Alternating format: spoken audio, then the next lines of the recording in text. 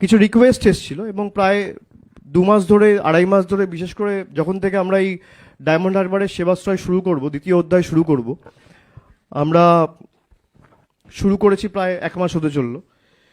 তার আগে থেকে যখন শুরু করব সব ঠিক করছি, তখন থেকে আমার কাছে কিছু ফোন এসেছিল এক ডাকে অভিষেকে। নাম্বারটা সবার কাছে আছে, যে কেউ ফোন করতে পারে, যে এখানেও এরকম একটা ক্যাম্প করা হোক, আমরা যাতে এই সুযোগ সুবিধা পাই।